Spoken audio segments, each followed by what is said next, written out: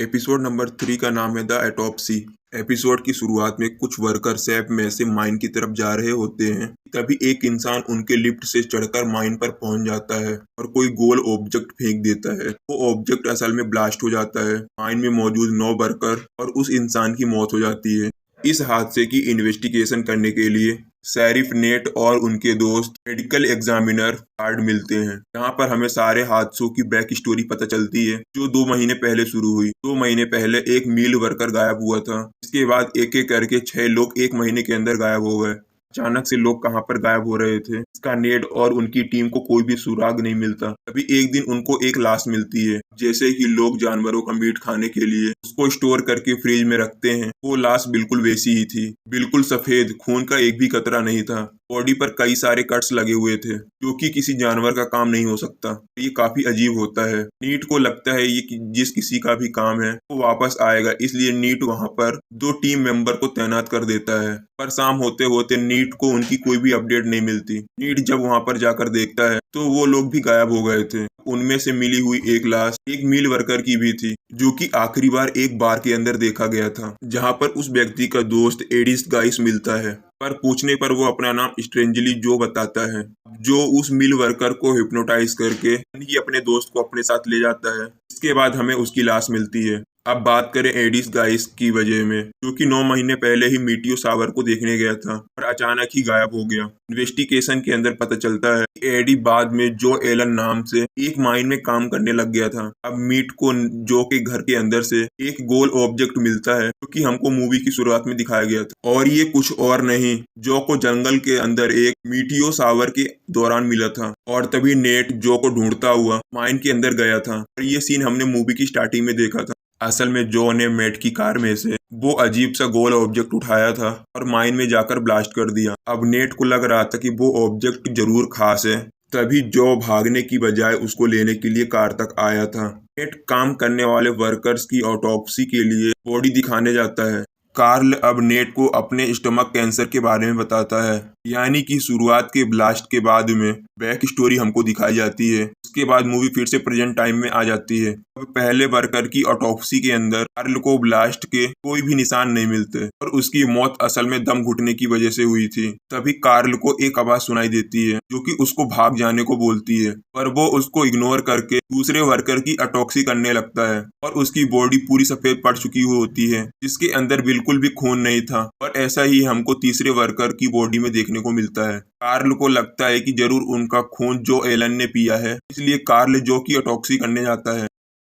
और तभी अचानक से जो जिंदा हो जाता है और कार्ल से अपनी भूख मिटाने के लिए मीट मांगने लगता है। तो दोस्तों यहाँ पर खुलते हैं इस कहानी के असली राज। हमको सारी कहानी समझ में आने लगती है। दरअसल जो एलन के अंदर एक एलियन था, जिसने उसे बॉडी को अपना ओस्ट बना रखा था, यानी कि एडी की बॉडी को, जो कि खुद को जो एलन कह रहा है। एलियन को यहाँ पर दिखाया गया है कि ऑक्सीजन की ज्यादा जरूरत नहीं होती, इसलिए वो ब्लास्ट से भी सरवाइव कर गया था। वो गोल ऑब्जेक्ट असल में उस एलियन की स्पेसशिप थी और उसने अपनी स्पेसशिप को इसलिए ब्लास्ट किया कि किसी को भी उसकी प्रेजेंट का पता ना चले। ये जो एलियन होता है कार्ल के स्टमक कैंसर को सूंघ लेता है। कार्ल को इससे आजाद करने के लिए एक बॉडी मांगता है, यानी कि कैंसर को खत्म करने के लिए, और जो के मुंह से निकलकर वो कार्ल के ऊपर अटैक कर देता है और उसे ऑटोप्सी टेबल से बांध देता है। एलियन कार्ल की बॉडी इसलिए चाहता था क्योंकि कार्ल ऑटोप्सी करने वाला एक मेडिकल एग्जामिनर था और एक पैथोलॉजिस्ट भी था, इसलिए उसको खाने का इंतजाम करने में कोई भी दिक्कत नहीं होगी। जब एलियन छोटा था, जो की बॉडी के अंदर, यानी कि एडी की बॉडी के अंदर मुंह से एंटर हुआ था।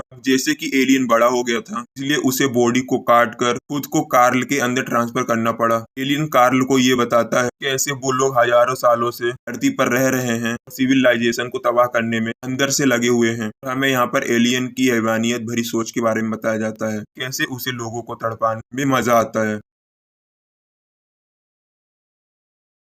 और वो अपने शिकार के ब्रेन को जिंदा रखकर उसका मांस खाते हैं, यानी कि अंदर से इंसान को पता होता है कि उसके साथ में आखिरकार हो क्या रहा है। उसका ये कहना था कि सुबह होने से सबसे पहले वो कार्ल के दोस्त नेट का शिकार करने वाला था। तो एलन, यानी कि एडिस गाय, जिसके अंदर ये एलियन था, वो अभी तक कॉन्शियस था अंदर से। उसको हर चीज हर दर्द महसूस हो रही थी, लेकिन वो लाचार था और कुछ भी नहीं कर सकता था। इंटरेस्टिंग चीज ये है कि जो एलियन था ना, वो यहाँ पर टच के अलावा खुद के और दूसरे के सेंसेस यूज नहीं कर पाता था, यानी कि उसके पास कुछ होता ही नहीं है। इसलिए जू के बॉडी से निकलते ही वो अंधा और बहरा हो जाता है। इसी बात का फायदा उठाते हुए कार्ल चाकू से अपनी आंखें और कान को फोड़ लेता है, ताकि एलियन को उसकी बॉडी में एंटर होने के बाद कुछ भी दिखाई और सुनाई ना दे और वो ज्यादा कुछ ना कर सके। कार्ल अब खुद को एक कट भी लगा लेता है, ताकि एलियन के एंटर करने के बाद कुछ टाइम बाद ही वो मारा जाए और एलियन किसी और होस्ट को भी नहीं देख पाएगा, जिसके कारण वो उसी की बॉडी के अंदर खत्म हो जाए। ये सारी बातें जो कार्ल और एलियन के बीच में हुई थी, वो टेप के अंदर रिकॉर्ड हो रही थी, ताकि सुबह नेट को आते ही सब कुछ सुनाई दे जाए। लेकिन वो कैसे, क्योंकि जब कार्ल बचेगा ही नहीं तो उसको पता कैसे चलेगा। तो सुबह नेट को कार्ल की बॉडी मिलती है, इसके ऊपर चेस्ट पर लिखा था ए टेप, और इसी के साथ में उस एलियन का भी खात्मा हो जाता है और एपिसोड यहीं पर एंड हो जाता है। ये वाली जो कहानी है ना, वो काफी इंटरेस्टिंग है। यहाँ पर जो एलियन का टैग लिया गया है काफी अलग था, काफी डिफरेंट था, और ये एलियन किसी के भी अंदर हो सकता है। और अब आता है एपिसोड नंबर 4, जिसका नाम है द आउटसाइड।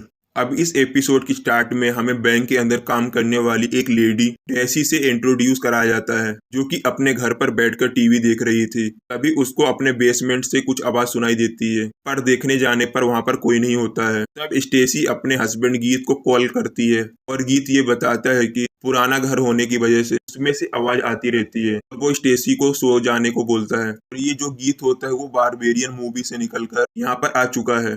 खैर, अगले दिन हम स्टेसी को उसके को वर्कर के साथ में देख पाते हैं, जहां पर वो अच्छे से घुल मिल नहीं पा रही थी, क्योंकि वो खुद को फिट नहीं मानती थी, काफी ज्यादा अगली वगैरह फील करती थी। इसके कारण वो काफी ज्यादा लेफ्ट आउट फील करती है। अब स्टेसी की अनअट्रैक्टिव पर्सनालिटी की वजह से उसकी को वर्कर उसको हमेशा ही इग्नोर करती थी। अगले दिन उसकी को वर्कर एक जीना की पार्टी में जाने का इनविटेशन मिलता है, तो वो काफी खुश हो जाती है। अब जीना को गिफ्ट देने के लिए स्टेसी एक अलग ही तरीके का गिफ्ट बनाती है, क्योंकि एक बर्ड टैक्सी जर्नी थी। टैक्सी जर्नी एक मेथड होता है जिसके अंदर डेड एनिमल फिर किसी भी चीज के अंदर के ऑर्गन को निकाल लिया जाता है, के अंदर एक स्पेशल फ्लूइड भर के ऐसे तैयार किया जाता है कि वो हमको अलाइव लगे। स्टेसी जीना की पार्टी में जाने के लिए काफी एक्साइटेड थी, और उसकी बातों से हमें पता चलता है कि वो जीना की स्किन और पर्सनालिटी से काफी ऑब्सेस्ड हो चुकी थी। फिर अगले दिन भी सभी लोग क्रिसमस पार्टी में अपनी गपशप में लगे रहते हैं और स्टेसी को एज यूजुअल इग्नोर करते हैं। जीना पार्टी के अंदर आए हुए सभी गेस्ट को गिफ्ट के अंदर काफी महंगा लोशन येलो ग्लो देती है, और जीना और उसकी दोस्त को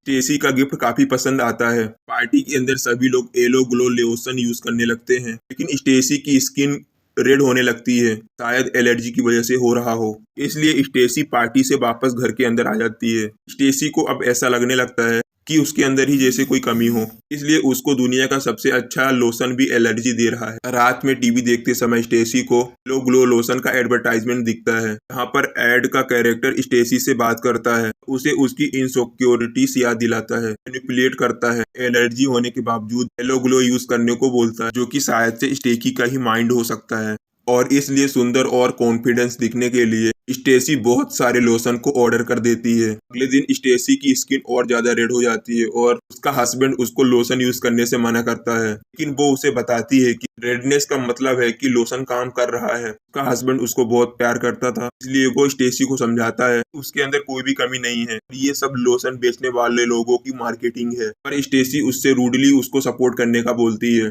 फिर से उस लोशन को लगा लेती है, जिससे उसकी स्किन और भी ज्यादा बदतर हो जाती है। उसका हस्बैंड गीत उसको स्किन को खुजलाने से भी मना करता है, लेकिन वो नहीं मानती। रात में लोशन वाला इंसान उसको लोशन पर और खुद पर यकीन करने को बोलता है। वो उसे यकीन दिलाता है कि उसकी स्किन ठीक हो रही है। स्टेसी को बताता है कि बदसूरती से बड़ा कोई भी दर्द नहीं होता है। येलो ग्लो यूज करते रहने को बोलता है, क्योंकि यही उसको खूबसूरत बना सकता है। स्टेसी नोटिस करती है कि सारे लोशन अपने आप ही पैक से बाहर आ रहे हैं, और वो डरकर अपने रूम में चली जाती है। अगले दिन स्टेसी ये देखती है कि सारे लोशंस ने मिलकर एक ह्यूमन शेप ले लिया है, क्योंकि स्टेसी के आने के बाद उसके मूवमेंट को कॉपी करने लगता है। फिर स्टेसी और वो मेकआउट करने लगते हैं। इसके बाद हम स्टेसी के चेहरे पर एक अलग ही खुशी को नोटिस करते हैं। ऊपर जाने पर गीत देखता है कि स्टेसी ने फिर से लोशन लगा लिया है, इसलिए वो स्टेसी के ऊपर भड़क जाता है। गीत अब स्टेसी को उसकी सारी खूबियां याद दिलाता है, उसको परफेक्ट बोलता है। लेकिन स्टेसी अपने फेस और स्किन को लेकर बहुत ही ज्यादा इनसिक्योर थी, इसलिए वो गीत की नहीं सुनती। उसको ये लगता है कि गीत ये चाहता है कि वो कभी भी ना बदले, और वो उसके सर पर गुस्से में नाइफ घुसा देती है। गीत अब नाइफ निकालकर जेसी हेल्प के लिए बोलता है।